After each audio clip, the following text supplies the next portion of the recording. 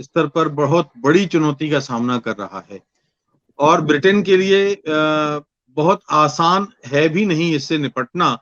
देखिए, conservative party ने जिस तरीके से बहुमत हासिल किया था पिछले चुनाव में, तो उसके बाद से 3 प्रधानमंत्री इस पार्टी ने बदले हैं या बदलने पड़े हैं, या हम कह सकते हैं कि वो बहुत कामयाब नहीं रहे। थेरेसा मे भी इसी तरह गई, बोरिस जॉनसन को भी जाना पड़ा, वो हालांकि उनकी वजह अलग थी, और तीसरी लिज ट्रस इसमें जाना गई है। वो ब्रिटेन के बारे में हम जो मौजूदा स्थितियां हम देखते हैं तो ये पाते हैं कि अभी इस समय 3 बड़े कारणों से ब्रिटेन के भीतर जो आर्थिक चुनौतियां प्रस्तुत हुई हैं, उससे ब्रिटेन का जो आम नागरिक है उसने उस पर बड़ा असर डाला है। पहली चीज तो ये है कि लगातार कोविड का जो दौर था 2-2.5 साल का, उसने ब्रिटेन को कई मोर्चों पर पीछे धकेल दिया।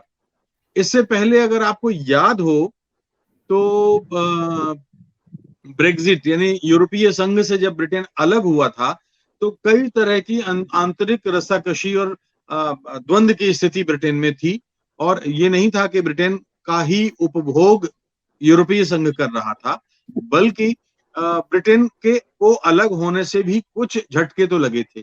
तो झटके लगने की शुरुआत ब्रेग्जिट के से मैं मानता हूं, दूसरी चीज कोविड के दरमियान मानता हूं, और तीसरा जो रूस यूक्रेन जंग है उसने ब्रिटेन की जो इकोनॉमी है उस पर बड़ा नुकसान पहुंचाया है। उदाहरण के तौर पर मैं एक बहुत ही आपको बात बताऊं कि जो महंगाई वहां बढ़ी है, रोजमर्रा की जो चीजें हैं वो कई गुना महंगी हो गई हैं।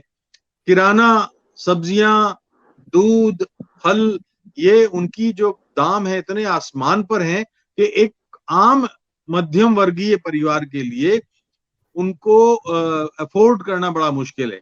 अब देखिए, यहां हम भारत से तुलना नहीं कर सकते क्योंकि ब्रिटेन का जो मध्यम वर्गीय परिवार है वो भारत का आप कह सकते हैं कि उच्च धनाढ्य परिवार भी हो सकता है।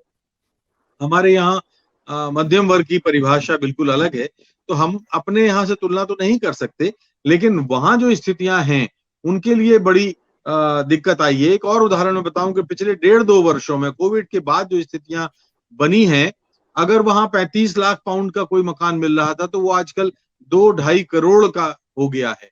तो आप इससे अंदाजा लगा सकते हो। और एक ताजा जो सरकारी आंकड़ा आया है, बड़ा दुखद आंकड़ा है कि देखिए, ब्रिटेन की सोसाइटी बड़ी आधुनिक सोसाइटी है और वहां दाम्पत्य जीवन बहुत लंबा नहीं चलता।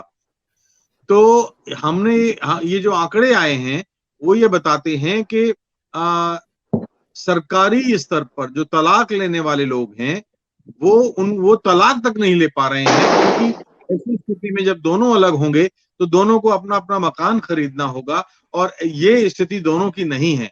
तो दो ऐसे प्राणी एक छत के नीचे रह रहे हैं जिनका आपस में कोई संवाद नहीं है, और आप एक छत के नीचे उन्हें सिर्फ इसलिए रहना पड़ रहा है क्योंकि उनकी जेब इसकी इजाजत नहीं देती।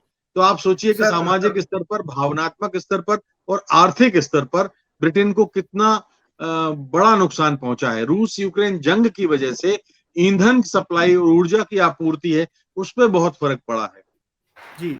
और आप हमसे जुड़े रहने के लिए सब्सक्राइब करें YouTube पर, फॉलो करें ट्विटर पर और लाइक करें Facebook पर। और ज्यादा जानकारी के लिए आपको टाइप करना होगा सिर्फ न्यूज नशा।